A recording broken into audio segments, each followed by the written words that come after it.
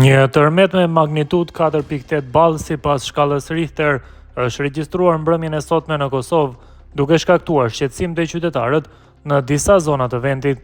Sipas të dhënave sismiologjike, lëkundja është regjistruar në orën 22:05 me kohën lokale, ndërsa epiqendra është lokalizuar në zonën Prizren Shtërps.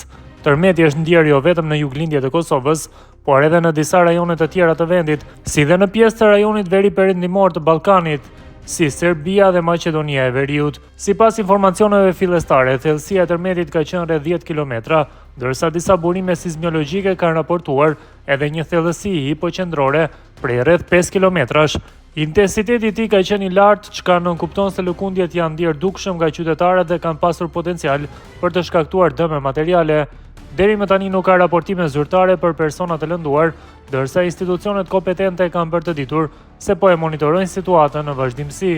Autoritetet janë në terren për të mbledhur informacione rreth dëmeve eventuale materiale që mund të jenë shkaktuar nga lëkundjet. Pas tërmetit, një qytetar nga Prizreni ka raportuar për dëmet e vogla materiale në një market ku si pasojë e dritjeve janë rrëzuar produkte dhe disa rafte brenda objektit. Tërmeti është një shenjë fuqisë së Allahut dhe një kujtesë për njeriu që të kthehet tek Zoti.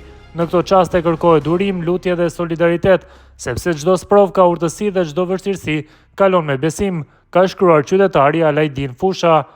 Ndërkohë, komuna e Prishtinës ka reaguar me një njoftim zyrtar pas tërmetit, duke bërë të ditur se lëkundjet janë ndier në disa pjesë të vendit, por deri më tani nuk ka raportime për të lënduar apo për dëme serioze materiale. Sipas këtij njoftimi, institucionet përkatëse janë në gatishmëri dhe po ndjekin nga afër zhvillimet në terren. Po ashtu, komuna ka publikuar edhe disa udhëzime për qytetarët në rast të lëkundjeve të tjera të mundshme, duke i këshilluar që të qëndrojnë larg dritareve dhe objekteve që mund të bien, gjithashtu të strehohen në tavolina të forta ose pranë mureve mbajtëse gjatë lëkundjeve, ndërsa pas përfundimit të tyre të dalin me kujdes në hapësirat e hapura.